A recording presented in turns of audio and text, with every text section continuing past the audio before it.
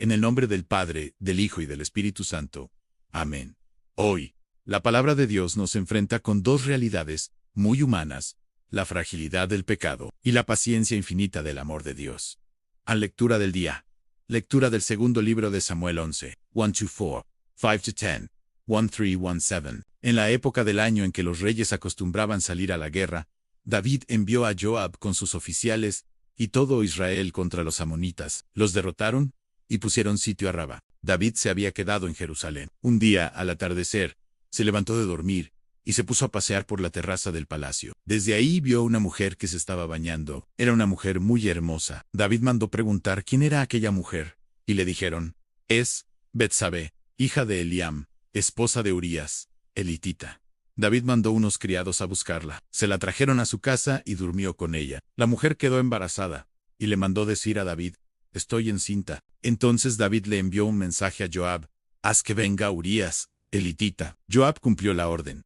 Y cuando Urías se presentó a David, el rey le preguntó por Joab, por el ejército y por el estado de la guerra. Luego la di yo: ve a descansar a tu casa, en compañía de tu esposa. Salió Urías del palacio de David, y éste le mandó un regalo. Pero Urías se quedó a dormir junto a la puerta del palacio del rey, con los demás servidores de su señor, y no fue a su casa. Le avisaron a David en Shurias, no fue a su casa. Al día siguiente, David lo convidó a comer con él, y lo hizo beber hasta embriagarse. Ya tarde, salió Urías y se volvió a quedar a dormir con los servidores de su señor, y no fue a su casa. A la mañana siguiente escribió David a Joab una carta, y se la envió con Urías en ella le decía: pon a Urías en el sitio más peligroso de la batalla, y déjalo solo, para que lo maten. Joab, que estaba sitiando la ciudad, puso a Urías frente a los defensores más aguerridos. Los sitiados hicieron una salida contra Joab, y murieron algunos del ejército de David, entre ellos, Urías, elitita. David y Betsabé. En la primera lectura escuchamos uno de los episodios más duros de la vida del rey David.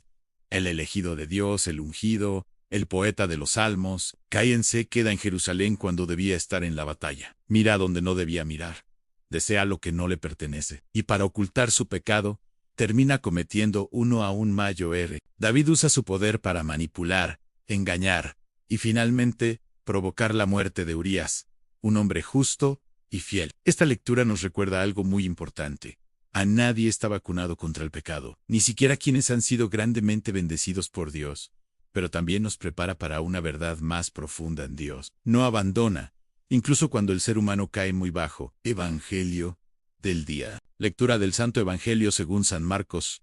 Marcos 4, 26-34. En aquel tiempo, Jesús dijo a la multitud: el reino de Dios se parece a lo que sucede cuando un hombre siembra la semilla en la tierra, que pasan las noches y los días, y sin que él sepa cómo, la semilla germina y crece. Y la tierra, por sí sola, va produciendo el fruto, en primero los tallos, luego las espigas, y después los granos en las espigas. Y cuando ya están maduros los granos, el hombre echa mano de la hoz, pues ha llegado el tiempo de la cosecha. Les dijo también: ¿con qué compararemos el reino de Dios? ¿Con qué parábola lo podremos representar? Es como una semilla de mostaza que cuando se siembra es la más pequeña de la semilla, pero una vez sembrada, crece y se convierte en el mayor de los arbustos, y echa ramas tan grandes que los pájaros pueden anidar a su sombra. Y con otras muchas parábolas semejantes, les estuvo exponiendo su mensaje, de acuerdo con lo que ellos podían entender, y no les hablaba sino en parábolas. Pero a sus discípulos les explicaba todo en privado. La semilla que crece en el Evangelio, Jesús cambia completamente el tono. Nos habla del reino de Dios como una semilla pequeña, silenciosa, casi invisible. La semilla crece de noche y de día, sin que el sembrador sepa cómo. Jesús nos enseña que el reino de Dios no avanza con ruido ni con fuerza, ni con imposiciones, sino con paciencia, constancia y confianza en Dios. E incluso la semilla más pequeña, como la de mostaza, puede convertirse en un gran árbol donde otros encuentren refugio. Reflexión: pecado y esperanza. Hoy la palabra nos pone frente a un contraste fuerte.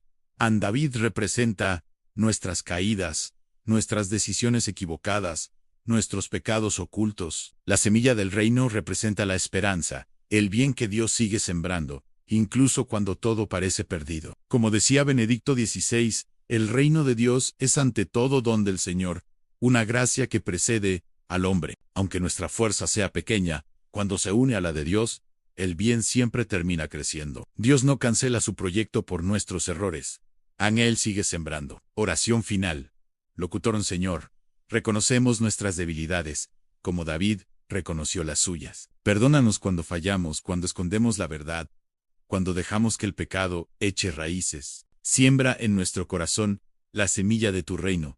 Hazla crecer con tu amor, para que dé fruto en nuestra vida y en la vida de los demás. Amén. Aunque el Señor te bendiga y te acompañe hoy, no olvides, aunque la semilla sea pequeña, Dios nunca deja de hacerla crecer.